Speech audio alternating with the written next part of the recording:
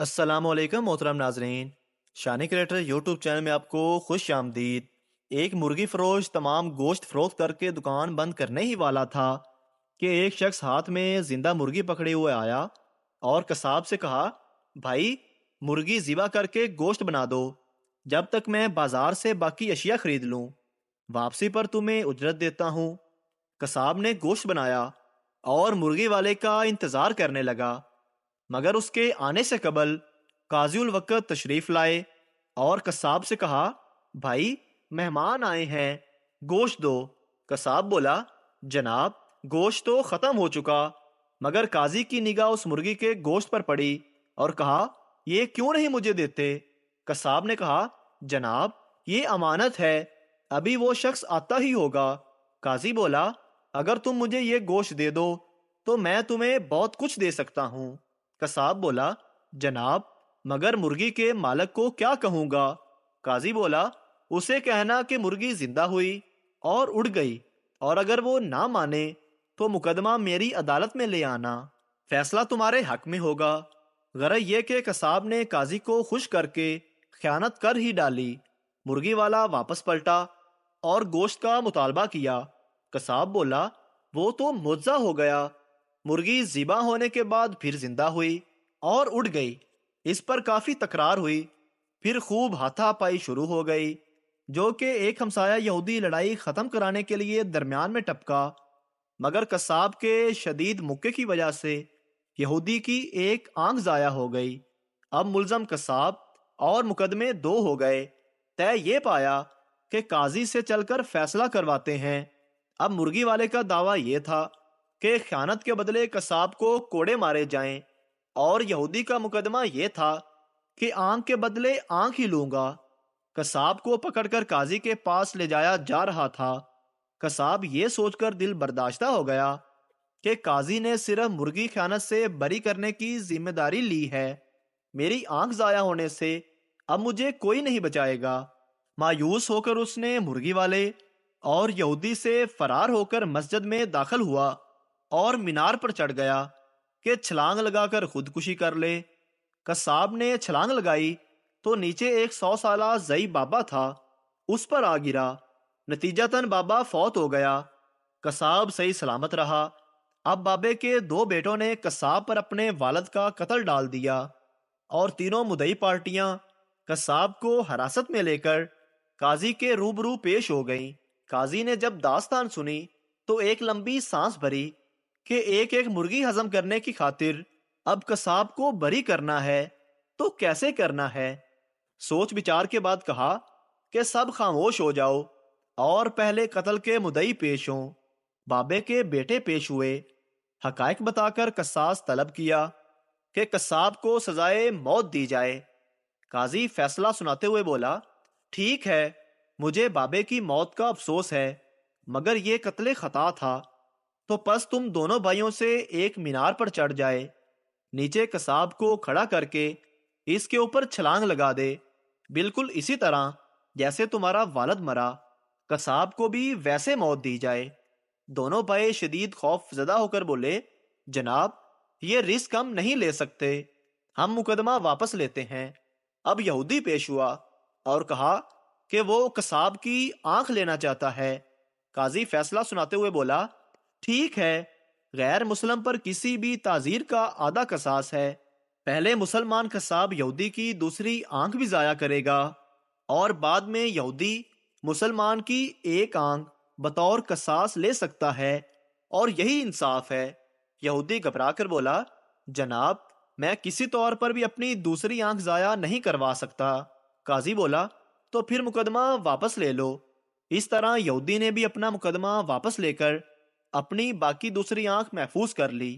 اب مرغی والا پیش ہوا اور کوڑوں کی درخواست کی۔ قصاب کہتا ہے کہ میری مرغی بعد از ذبح زندہ ہو کر اڑ گئی۔ قاضی بولا، تم بہت بدبخت انسان ہو، اللہ کے معجزات پر تمہیں یقین نہیں؟ اگر یقین کر لیتے تو نہ یہودی کی آنکھ ضائع ہوتی، نہ وہ 100 سالہ بابا فوت ہوتا، مگر تمہاری بے یقینی کی وجہ سے یہ 2 ظلم ہوئے۔ کیا تمہیں اب بھی یقین نہیں کہ مرغی زندہ ہو سکتی ہے؟ اگر قصاب جھوٹا ہوتا تو پہلے 2 سنگین مقدمات سے باعزت بری نہ ہوتا۔ یہی قصاب کی سچائی کی دلیل ہے۔ بہتر یہی ہے کہ تم بھی اپنا مقدمہ واپس لے لو، ورنہ تمہاری وجہ سے پیدا ہونے والے فتنے کی سزا، یہودی کی آنکھ اور بابے کے قتل کا قصاص کیوں نہ تم ہی سے لیا جائے۔ مرغی والا گھبرا کر بولا، جناب میری مرغی اڑ گئی تھی، میں اپنا مقدمہ واپس لیتا ہوں۔ قصاب باعزت بری کر دیا گیا۔ نتیجہ، اگر آپ کے پاس قاضی کو دینے کے لیے مرغی یا آپ کے امیروں سے تعلقات ہیں تو دنیا کا کوئی بھی قانون آپ کو پکڑ نہیں سکتا۔ میرا فرض تھا بتانا تاکہ کسی کا فائدہ ہو جائے۔ سردار دکاندار سے بولا، ایک پیپسی کی بوتل کھول دو۔ اس نے کھول دی۔ ایک 7 اپ بھی کھول دو۔ اس نے کھول دی۔ ایک ڈیو بھی کھول دو۔ دکاندار غصے سے بولا، تجھے اور کتنی بوتلیں چاہیے؟ ایک بار ہی بتا دے۔ سردار بولا، بوتلیں پینے کا شوق نہیں، ہم کو تو بس ٹھس ٹھس سننا اچھا لگتا ہے۔ محلے میں فائرنگ ہو رہی تھی تو سردار مچھردانی لے کر گھر سے باہر نکل آیا۔ کسی نے کہا، سردار جی آپ کو گولی لگ جائے گی۔ سردار بولا، اس میں سے مچھر نہیں گزر سکتا، گولی کیسے گزرے گی؟ ایک سردار جہاز میں بیٹھا تو سردار نے پائلٹ کے کانوں پر ہیڈ فون لگے ہوئے دیکھے تو جا کر پائلٹ سے لڑنے لگا اور بولا، ٹکٹوں کے پیسے ہم سب نے دیے ہیں اور گانے تو کلہ ہی سن رہا ہے۔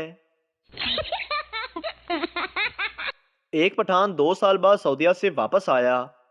بیوی نے فل میک اپ کیا ہوا تھا اور اپنے شوہر سے بولی، جانو میری عربی میں تعریف کرو۔ پٹھان بیوی کی طرف دیکھ کر بولا، استغفر اللہ۔ ساہیوال میں ایک بچہ پیدا ہوا جس کا وزن 25 کلو گرام تھا۔ 15 منٹ کے بعد وہ کھڑا ہو گیا، 2 دن کے بعد وہ دوڑنے لگا اور 25 دن کے بعد اس کا وزن 50 کلو گرام ہو گیا۔ یہ ایک سچا واقعہ ہے کیونکہ یہ بچہ بھینس کا تھا۔ غور سے پڑھنے کا شکریہ۔ ایک عورت نے شناختی کارڈ بنوایا۔ دوسرے دن وہ میاں کو ساتھ لے کر نادرا کے دفتر پہنچ گئی اور شکایت کی کہ آپ نے میرے شناختی کارڈ میں مجھے بیوہ لکھ دیا ہے، لیکن یہ دیکھیں میرے میاں تو زندہ ہیں، میرا شناختی کارڈ ابھی کے ابھی ٹھیک کر دیں۔ افیسر نے دراز سے پستول نکالی اور اس کے میاں کو گولی مار دی اور پستول کی نالی میں پھونک مارتے ہوئے بولا، جاؤ بی بی، شناختی کارڈ کی درستگی ہو گئی۔ ایک بادشاہ نے بہت کمزور سیکیورٹی گارڈ رکھا ہوا تھا۔ ایک دن بادشاہ دبئی کے شیخ سے ملنے گیا۔ شیخ نے بادشاہ سے پوچھا کہ بادشاہوں کے تو سیکیورٹی گارڈ باڈی بلڈر اور موٹے تازے ہوتے ہیں تاکہ جو کوئی بھی حملہ کرے تو وہ اس آدمی کو ختم کر دیں، لیکن آپ کا سیکیورٹی گارڈ اتنا کمزور کیوں ہے؟ بادشاہ بولا، شیخ صاحب انہاں دیاں بد دعاواں بڑیاں لگ دیاں نے۔ ایک شادی شدہ شخص کے سر میں جوئیں پڑ گئیں تو اس نے بیگم کو بتایا۔ بیوی نے شوہر کے سر میں باریک کنگھی ماری تو درجن بھر جوئیں نکلیں، لیکن اصل کھیل تو اس کے بعد شروع ہوا۔ بیگم نے اس کے بعد اپنے سر میں کنگھی ماری تو ایک بھی جوں نہ نکلی۔ اب بیگم 2 دن سے بھرپور تفتیش کر رہی ہے کہ مجھے تو جوئیں ہیں ہی نہیں، بتائیں آپ کو جوئیں کس سے پڑیں؟ اگر ویڈیو اچھی لگے تو ہمارے چینل کو سبسکرائب ضرور کریں تاکہ آپ کو اس طرح کی اور مزاحیہ ویڈیوز فوری ملتی رہیں۔